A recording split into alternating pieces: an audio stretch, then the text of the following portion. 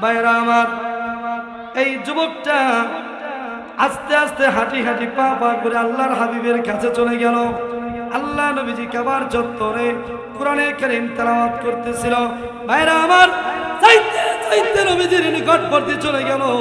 যা দেখে আল্লাহর হাবিব কোরআন তেলাওয়াত করে। এবার জামাত নামে জাদুঘর যুবকটা আল্লাহ নবীজি নিকটবর্তী চলে গেল। যত কাছে যায় তত তিনি কোরআনের দিকে আকৃষ্ট হয়ে যায়। জোরে বলেন সুবহানাল্লাহ। আমার ভাইরা, চাইতে চাইতে কাছে যাওয়ার পর আল্লাহ নবীজির কাছে বসে গেল। আল্লাহ নবীজি কোরআন তেলাওয়াত করতে আছে। হঠাৎ করে আল্লাহ নবীজি উপর দিকে তাকায় দেখে পাশে যুবক, অচেনা দূর দেশে এক যুবক চোখের পানি ছেড়ে ছেড়ে কান্না করে। জোরে বলেন সুবহানাল্লাহ। দিয়া বলে, বাবা যুবক তুমি কে গো? কোথায় তোমার বাড়ি, কোথায় তোমার ঘর? যুবক ডাকতে বলে, ইয়া রাসূলুল্লাহ, ওগো নবীজি আপনার কাছে আমার পরিচয়টা পরে বলবো। ইয়া রাসূলুল্লাহ, মেহেরবানি করে আপনি কোরআন তেলাওয়াত করেন। নবী গো, আপনার কোরআন তেলাওয়াত শুনে মনটা ভরে গেছে। ইয়া রাসূলুল্লাহ, মেহেরবানি করে আপনি আমাকে কোরআন তেলাওয়াত শোনায়া দেন। আল্লাহ যদি দরে বান্দা তুই বা কই, আল্লাহ যদি না দেয় বান্দা পাইবা কই। সাত মুলুকের বাদশা ছিলেন সিকান্দার, হুজির কে ডাকিয়া বলেন একবার, শোনো শোনো শোনো উজির একবার, কাপনের বাহিরে রে কোমর দুটি হাত ঘুরাইয়া দেখাইও লোকজন রে, খালি হাতে যাইছে কান্দার কবরে।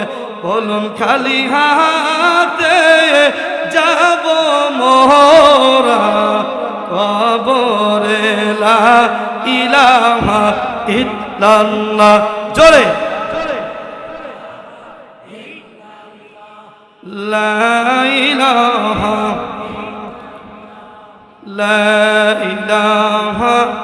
ইল্লাল্লাহ মুহাম্মাদুর রাসূলুল্লাহ সাল্লাল্লাহু আলাইহি ওয়াসাল্লাম। বড় হাতকুরা একতা যুব ক্লাব ও গ্রামবাসীর উদ্যোগে বাৎসরিক তাফসীরুল কোরআন মাহফিলের সম্মানিত সভাপতি, আজকের প্রধান অতিথি মানিকগঞ্জ জেলা বিএনপির বিপ্লবী সাধারণ সম্পাদক জননেতা এস এ কবির জিন্না ভাই, উপস্থিত বিশেষ অতিথিবৃন্দ এবং আজকের উদ্বোধক কলিয়া ইউনিয়ন পরিষদের সাবেক চেয়ারম্যান, দৌলতপুর থানা বিএনপির সম্মানিত সভাপতি জনাব মোহাম্মদ সিরাজুল ইসলাম সিরাজ ভাই, উপস্থিত হযরত উলামায়ে কেরাম, আমার মুরব্বী বাবাজিরা, আমার তরুণ যুবক ভাইয়েরা, পর্দার অন্তর আড়ালে অবস্থানরত আমার অবলা সরলা মা এবং বোনেরা, সর্বপ্রথম আমরা সকলেই মুসলমানের আওয়াজে দিল থেকে জবান খুলে একবার পড়ে নেই আলহামদুলিল্লাহ। আমি বয়ান শুরু করার আগে আপনাদের কাছে অনুরোধ করব, সব জিনিসেরই তো একটা সৌন্দর্য আছে, একটু জোরে বলেন আছে কি আছে না? তাহলে আমি সংক্ষিপ্ত যেহেতু সময়, আমার যুবক ভাইদেরকে উদ্দেশ্য করে বলবো, আমিও যুবক, আমি আজকে যুবকদেরকে নিয়ে আলোচনা করবো ইনশাআল্লাহ। তাহলে আমার যুবক ভাইরা যদি একটু দয়া করে কষ্ট করে উঠে সামনে দিয়ে বসে, মাহফিলের সৌন্দর্য বৃদ্ধি হবে না? কি বলেন আপনারা? ওই যুবকদেরকে আমি অনুরোধ করছি, আমার যুবক ভাইরা, আমার কলিজার টুকরারা, আগামী দিনের ভবিষ্যৎ, যাদের মাধ্যমে যেই যুবকদের রক্তের বিনিময়ে ইসলাম প্রতিষ্ঠিত হয়েছে, চিল্লা জোরে বলেন ঠিক না ব্যাঠি? এই যুবকরা একটু উঠলে কি কষ্ট হবে? কষ্ট হবে যুবক ভাইরা, একটু সামনে আসেন। কি ব্যাপার, ওঠে না কেন? আশ্চর্য ব্যাপার, আমার দৌলতপুরের মানুষ তো এরকম না। আগে আসেন একটু, সবাই একটু জোরে তাকবীর দে, নারায়ে তাকবীর। আরো জোরে হয় নাই, নারায়ে তাকবীর, নারায়ে তাকবীর। কোরআন সুন্নাহর আলো, নারায়ে তাকবীর। কোন জমিনের মাটি আমার হবে গুরুস্থান, কোন জমিনের মাটি আমার হবে গুরুস্থান। কাদের চোখের জলে আমি, কাদের চোখের জলে আমি পাবো পরিত্রাণ, কোন জমিনের মাটি আমার হবে গুরুস্থান, কোন জমিনের মাটি আমার হবে গুরুস্থান। বলেন ঠিক না বেঠি? কি বলেন, আমরা কি কেউ জানি কোন কবরস্থানে আপনার আমার মাটি হবে? কারাই আমায় গোসল দিবে, কে আনিবে কাফন, কারাই আমায় কেঁদে কেঁদে করে দিবে দাফন, কারাই আমার পাশে বসে, কারাই আমার পাশে বসে শোনাবে কুরআন, কোন জমিনের মাটি আমার হবে গুরুস্থান, কোন জমিনের মাটি আমার হবে গুরুস্থান। কার কাঁধে চড়ে আমি কবর দেশে যাব, জানি না কার মোহনা যাতে খুদার রহম পাব, কার কারণে করবে ক্ষমা, কার কারণে করবে ক্ষমা আল্লাহ মেহেরবান, কোন জমিনের মাটি আমার হবে গুরুস্থান, কোন জমিনের মাটি আমার হবে গুরুস্থান। কি বলেন ঠিক না? ঠিক না? আমার আপনার মরণ কোথায় কখন কিভাবে হবে একটু জোরে বলেন, আমরা কি কেউ বলতে পারবো? কেউ পারবো? বাইরা আমার, এজন্য দুনিয়ার সকল সুখ শান্তি, দুনিয়ার সকল মোহ, সকল চাহিদা, এগুলো একদিন মিটবে, যেদিন আপনি আর আমি চলে যাব মৃত্যু নামক দরওয়াজা দিয়ে কবর জগতে। জোরে বলেন ঠিক না বেঠিক? বাইরা আমার, ওই কবর দেশের জন্য আমাকে আপনাকে প্রস্তুতি নিতে হবে, নামাজ পড়তে হবে। জোরে বলেন ঠিক না বেঠিক? চিন্তা করে দেখো না কবরে কি যাইবা না, চিন্তা করে দেখো না কবরে কি যাইবা না, যেই কবরে আল্লাহ সারা বন্ধু কেহ থাকবে না, যেই কবরে আল্লাহ সারা বন্ধু কেহ থাকবে না, চিন্তা করে দেখো না কবরে কি যাইবা না, চিন্তা করে দেখো না কবরে কি যাইবা না, চিন্তা করে দেখো না কবরে কি যাইবা না। এ দুনিয়া সারিয়া কোথায় যাই বাবা গিয়া, এ দুনিয়া সারিয়া কোথায় যাই বাবা গিয়া, মরণ তোমায় লইবে গিরি যতই করো বাহানা, মরণ তোমায় লইবে গিরি যতই করো বাহানা, চিন্তা করে দেখো না কবরে কি যাইবা না, চিন্তা করে দেখো না কবরে কি যাইবা না, যেই কবরে আল্লাহ সারা বন্ধু কেহ থাকবে না, যেই কবরে আল্লাহ সারা বন্ধু কেহ থাকবে না, চিন্তা করে দেখো না কবরে কি যাইবা না, চিন্তা করে দেখো না কবরে কি যাইবা না। কি বলেন ভাই? যেতে হবে না একদিন? যেতে হবে। ভাইরা আমার, সংক্ষিপ্ত আলোচনা করব। আমি আমার খুতবার ভিতরে আল্লাহ পাকের 30 পারা কোরআনে কারিম থেকে একটা আয়াতে কারিমার অংশ তেলাওয়াত করেছি এবং আল্লাহ নবীজির অসংখ্য হাদিস মোবারক থেকে একটা হাদিসের টুকরা আপনাদের সামনে আমি উপস্থাপন করেছি।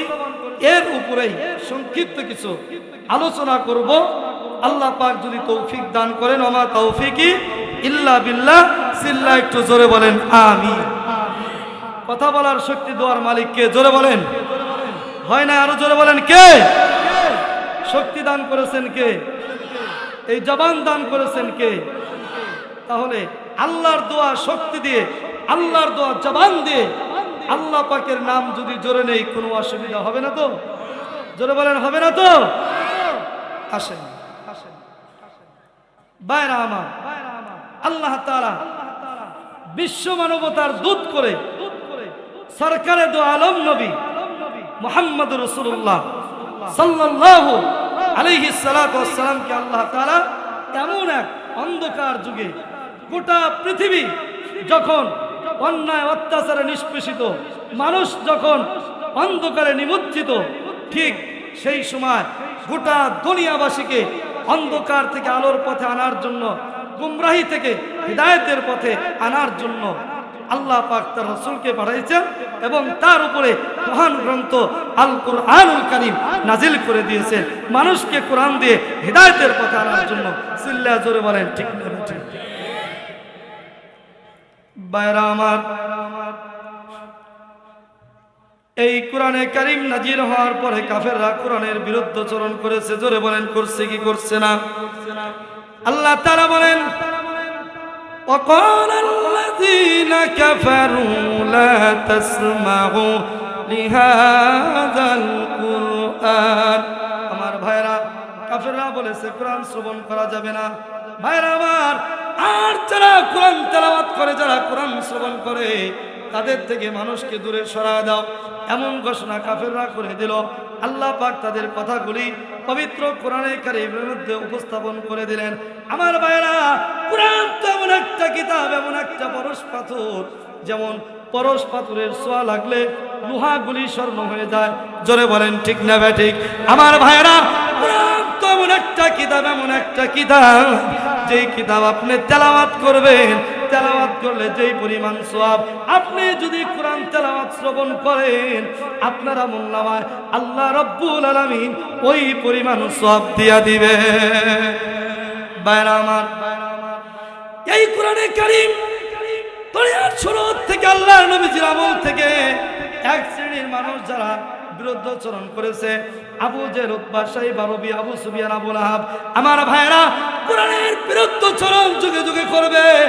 আর বর্তমান যুগে একদল এই কোরআনের বিরুদ্ধাচরণকারী যারা ছিল আর কিয়ামত পর্যন্ত থাকবে। আমার ভাইরা, কোরআনের কথা বললেই কোরআনের পাখিদেরকে মাহফিল থেকে গ্রেফতার করা হয়েছে। চিল্লা জোরে বলেন ঠিক না ঠিক? আমার ভাইরা, কোরআনের কথা তাদের ভালো লাগে না। যারা চুরি করে, চুরির কথা কোরআনে আছে, চুরির বিরুদ্ধে বললেই তো চোরের ভালো লাগে না। জোরে বলেন ঠিক না ঠিক?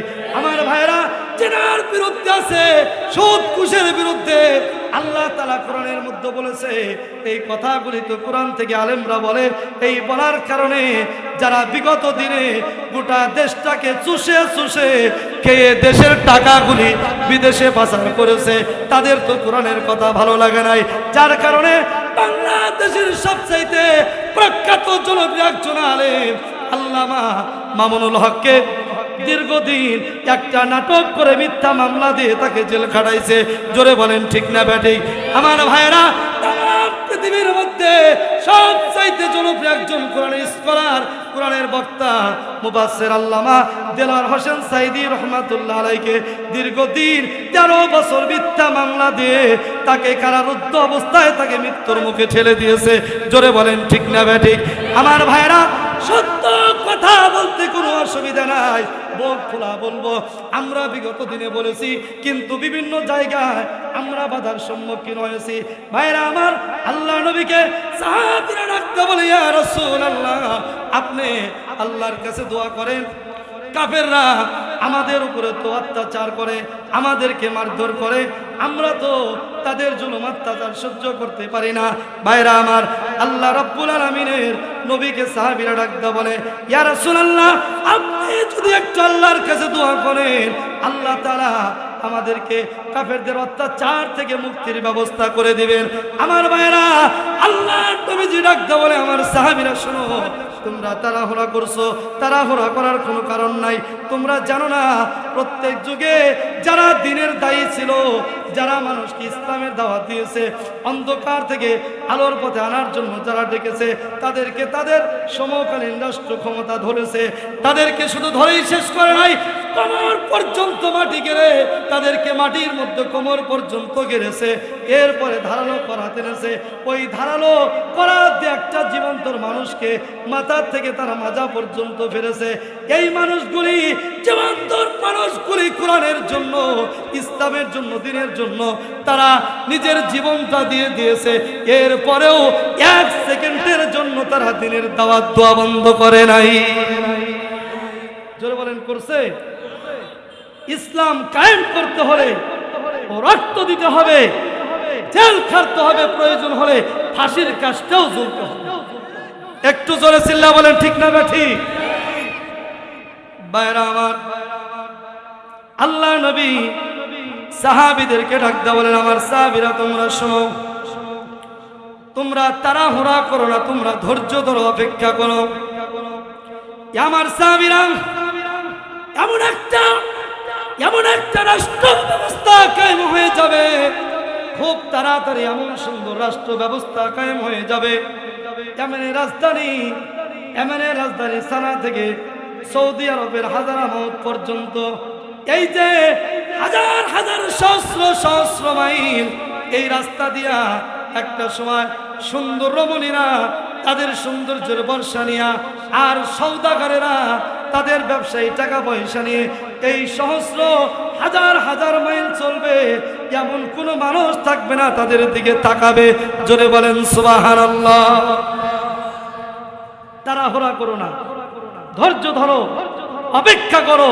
আল্লাহ তাআলা এমন যুগ আল্লাহ পাক তৈরি করে দিবেন। রাসূল বলেছেন, খায়রুল কুরুনি করনি, আমার যুগ সর্বশ্রেষ্ঠ যুগ।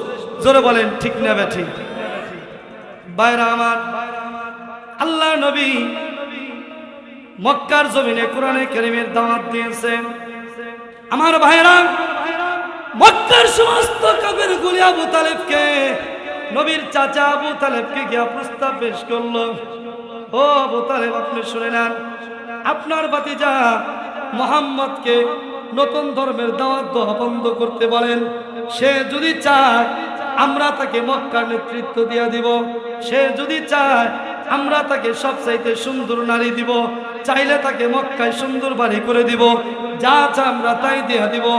এরপরেও যেন নতুন ধর্মের দাওয়াত আপনার ভাতিজা বন্ধ করে দেয়। আমার ভাইয়েরা, নবীজির চাচা আবু তালেব ডাকতে বলে, ঠিক আছে, তোমাদের প্রস্তাবগুলি আমার ভাতিজা বাড়ি আসলে আমার ভাতিজার কাছে আমি পেশ করে দিব। ভাইরা আমার, আল্লাহর হাবিব বাড়িতে চলে আসলেন। এবার নবীজির চাচা আবু তালেব ডাকতে বললেন, এ ভাতিজা মুহাম্মদ, এই মক্কার কাফেরগুলি তোমাকে এই প্রস্তাব পেশ করেছে, তুমি কি তাতে রাজি? আমার ভাইরা, আল্লাহর নবীজি ডাকতে বলেন, আমার চাচা, আপনি জানেন না যে এই প্রস্তাবগুলি তারা আমার জন্য করেছে, এটা কোনো মানুষকে চাইলে দিতে পারে।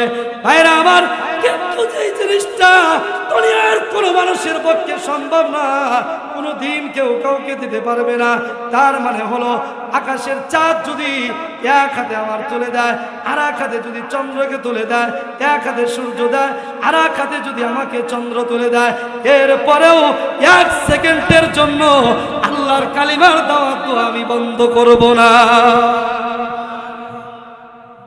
ভাইরা আমার, এজন্য দ্বীনের জন্য, ইসলামের জন্য যদি প্রয়োজন হয় জীবন দেওয়া লাগতে পারে, তাই বলে কি ইসলামের দাওয়াত দেওয়া বন্ধ করা যাবে? জোরে বলেন, যাবে? যাবে না। বিপ্লব মানে জীবন দেওয়া, বসে থাকা নয়। সে কোনো দিন আসবে না রে করো যদি ভয়। বিপ্লব মানে জীবন দেওয়া বসে থাকা নয়, সে কোনো দিন আসবে না রে করো যদি ভয়। জোরে বলেন ঠিক না ব্যাটি? আসবে বিজয় রক্ত আর জীবনের বিনিময়, আসবে বিজয় রক্ত আর জীবনের বিনিময়। বিপ্লব মানে জীবন দেওয়া বসে থাকা নয়, সে কোনো দিন আসবে না রে করো যদি ভয়। বিপ্লব মানে জীবন দেওয়া বসে থাকা নয়, সে কোনো দিন আসবে না রে করো যদি ভয়। বলেন ঠিক না ঠিক? প্রয়োজন হলে জীবন দিতে হবে, এরপরেও ভয় করা যাবে না।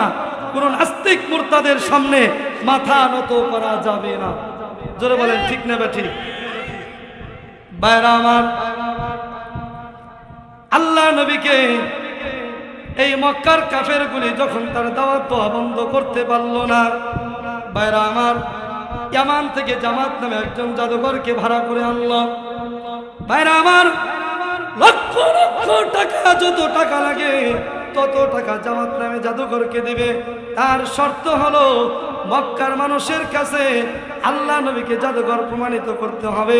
আমার ভাইয়েরা, ইয়ামান থেকে জামাতকে ভাড়া করে আনলো। জামাত মক্কায় প্রবেশ করলো। মক্কায় আসার পরে কাবার চত্বরে যখন চলে আসলো, আবু জেহেল, উতবা, সাইবা, রবিয়া, আবু সুফিয়ান তারা বলল, এ জামাত, ওই যে কাবার চত্বরে যেই লোকটা কোরআনে কারীম তেলাওয়াত করে, এই লোকটাই মুহাম্মদ। তুমি তার কাছে যাও, কিন্তু তার কোরআন তেলাওয়াত শুনতে পারবা না। তাকে যদি মক্কার মানুষের কাছে জাদুঘর প্রমাণিত করতে পারো, তুমি যত টাকা চাও তোমাকে দিব। জোরে বলেন নাউজুবিল্লাহ।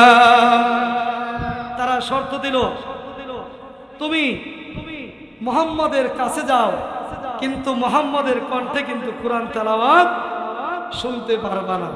তার মানে কি জানেন? আবু জেহেল, উতবা, সাইবা, রবিয়া জানে, এ যদি কোরআন তেলাওয়াত শুনে এই জামাতও কোরআনের জন্য পাগল হয়ে যাবে। জোরে বলেন সুবহানাল্লাহ। ভাইরা আমার, এই যুবকটা আস্তে আস্তে হাঁটি হাঁটি পা পা করে আল্লাহর হাবিবের কাছে চলে গেল। আল্লাহ নবীজি কাবার চত্বরে কোরআনে কারীম তেলাওয়াত করতেছিল। ভাইরা আমার, যাইতে যাইতে নবীজির নিকটবর্তী চলে গেল। যা দেখে আল্লাহর হাবিব কোরআন তেলাওয়াত করে। এবার জামাত নামে জাদুঘর যুবকটা আল্লাহ নবীজি নিকটবর্তী চলে গেল। যত কাছে যায় তত তিনি কোরআনের দিকে আকৃষ্ট হয়ে যায়। জোরে বলেন সুবহানাল্লাহ। আমার ভাইরা, যাইতে যাইতে কাছে যাওয়ার পর আল্লাহ নবীজির কাছে বসে গেল। আল্লাহ নবীজি কোরআন তেলাওয়াত করতে আছে। হঠাৎ করে আল্লাহ নবীজি উপর দিকে তাকায় দেখে পাশে যুবক, ও আছে না দূর দেশে এক যুবক, চোখের পানি ছেড়ে ছেড়ে কান্না করে। জোরে বলেন সুবহানাল্লাহ। দিয়া বলে, বাবা যুবক, তুমি কে গো? কোথায় তোমার বাড়ি, কোথায় তোমার ঘর? যুবক ডাকতে বলে, ইয়া রাসূলুল্লাহ, ওগো নবীজি, আপনার কাছে আমার পরিচয়টা পরে বলবো। ইয়া রাসূলুল্লাহ, মেহেরবানি করে আপনি কোরআন তেলাওয়াত করেন। নবী গো, আপনার কোরআন তেলাওয়াত শুনে মনটা ভরে গেছে। ইয়া রাসূলুল্লাহ, মেহেরবানি করে আপনি আমাকে কোরআন তেলাওয়াত শোনায়া দেন। কোরআন হচ্ছে পরশ পাথর। যারাই কোরআনের কাছে যাবে তারাই স্মরণের মানুষে পরিণত হয়ে যাবে। জোরে বলেন সুবহানাল্লাহ। ভাইরা আমার, এবার জামাত নামে জাদুঘর এই যুবকটা কোরআনে কারীমের তেলাওয়াত শুনতে আছে। আর যুবকের চোখ থেকে টপ টপ করে দর দর করে পানি পড়তেছে। আমার ভাইরা, পড়তে পড়তে আল্লাহর হাবিব কোরআনে কারীম তেলাওয়াত করলেন। এক পর্যায়ে আল্লাহ নবীজি কোরআন তেলাওয়াত বন্ধ করে দিলেন। যুবককে ডাকতে বলে, বাবা রে, কোথায় তোমার বাড়ি, কোথায় তোমার ঘর? যুবক ডাক কয়, ইয়া রাসূলুল্লাহ, ইয়া হাবিবাল্লাহ, ওগো নবীজি, আমার বাড়ি সেই সুদূরে। মানে ইয়া রাসূলুল্লাহ, লক্ষ টাকার পুরস্কারের লোক দেখায়া এই মক্কায় আবু জেহেল, উতবা, সাইবা, রবিয়া টাকা দিয়ে আমাকে ভাড়া করে আনছে আপনাকে জাদুঘর প্রমাণিত করার জন্য। ওগো নবীজি, কিন্তু আমি যখন আপনার কণ্ঠে কোরআনের তেলাওয়াত শুনলাম, আপনার কোরআন শুনে এতটুকু আমি বিশ্বাস তো আমার ভিতরে চলে আসলো, এই কোরআন পৃথিবীর কোনো মানুষের বানানো কিতাব হতে পারে না, অবশ্যই কোরআন আল্লাহ পাকের কিতাব। কার? জোরে বলেন। কোরআন কার কিতাব? আল্লাহ পাকের কিতাব। ভাইরা আমার, কোরআন থেকে মানুষকে দূরে সরানোর জন্য যত ষড়যন্ত্র মানুষ করবে, বেঈমানরা, তত মানুষ কোরআনের দিকে আকৃষ্ট হবে। জোরে বলেন ঠিক না ঠিক? ভাইরা আমার, রাসূলুল্লাহর যুগে কাফের বেঈমানেরা মুসলমানদের উপরে অত্যাচার, জুলুম, নির্যাতন, স্টিম রোলার চালিয়েছে। তারপরেও সাহাবীরা জীবন দিছে, কিন্তু কোরআনের দাওয়াত দেওয়া বন্ধ করে নাই। জোরে বলেন ঠিক না ঠিক? হযরতে খাব্বাব রাদিয়াল্লাহু তাআলা আনহু, হযরতে খাব্বাবকে হযরতে খলিফাতুল মুসলিমিন হযরত ওমর বলতেছেন, ও খাব্বাব, তোমার পিঠের ভিতরে দেখা যায়, কোমরের ভিতরে লাগে যেন গর্ত গর্ত, কারণটা কি? কি তোমার রোগ হয়েছে? কুষ্ঠ রোগ হয়েছে নাকি? ভাইরা আমার, হযরতে খাব্বাব বলেন, আমি কামারের কাজ করতাম, লোহার কাজ করতাম। খলিফাতুল মুসলিমিন এই মক্কার সমস্ত কাফেরগুলি আমাকে তারা পাকড়াও করলো, আমার হাত পা বেঁধে আমাকে তারা প্রস্তাব করলো, কালিমার দাওয়াত বন্ধ করে দাও, কালিমা ছেড়ে দাও, ঈমান ছেড়ে দাও, আমরা তোমাকে জীবনে বাঁচিয়ে দিব। আমার ভাইয়েরা, আমি সেদিন বলছিলাম না, আমি যেই কালিমা পড়ছি, যেই কালিমা যখন একবার পড়ছি, আমার জীবন গেলেও কোনোদিন আমি কালিমা ছাড়বো না। জোরে বলেন সুবহানাল্লাহ। ভাইরা আমার, সেই দিন তারা গরম কয়লার ভিতরে, আগুনের ভিতরে, উত্তপ্ত প্রজ্বলিত আগুনের ভিতরে আমার হাত পা বেঁধে তারা আমাকে কয়লার উপরে চিৎ করে শোয়া দিয়েছে। ওই যে গরম উত্তপ্ত আগুন আর কয়লার কারণে আমার পিঠের চামড়াগুলি ঝলসে গিয়েছে, পুড়ে গিয়েছে। সেদিন আমার রক্ত পড়েছে, আমার চবরি পরে পরে আগুন নিভে গেছে। এরপরেও তারা আমাকে ছাড়ে নাই, আমার পিঠের থেকে গোশতগুলি জ্বলে জ্বলে পড়ে গিয়েছে।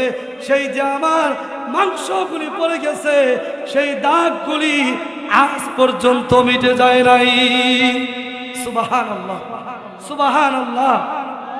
ইসলামের জন্য, দ্বীনের জন্য, কোরআনের জন্য সাহাবায়ে কেরাম তার শরীরের তাজা রক্ত দিয়েছে, জীবন দিয়েছে, তারপরেও তারা কালিমা ছেড়ে দেয় না। জোরে বলেন ঠিক না ঠিক? ভাইরা আমার, আমরা রাজি আছি না ইসলামের জন্য, কোরআনের জন্য জীবনের সর্বস্ব আল্লাহ রাস্তায় কুরবানি করার জন্য? কে কে রাজি আছেন? হাত তোলেন। নারায়ে তাকবীর, নারায়ে তাকবীর। আল্লাহ পাক কবুল করুন। জোরে বলেন আমিন। সম্মানিত উপস্থিতি, যেহেতু আজকের মাহফিলে বক্তা বেশি, আলহামদুলিল্লাহ, যে গ্রামে আলেম ওলামার আগমন ঘটে, ওই গ্রামে 40 দিন পর্যন্ত আল্লাহ পাক কবরে আযাবকে মাফ করে দেন। আল্লাহ পাক আজকের মাহফিলকে কবুল করুন। চিল্লা জোরে বলেন আমিন। আসসালামু আলাইকুম ওয়া রাহমাতুল্লাহি ওয়া বারাকাতুহু।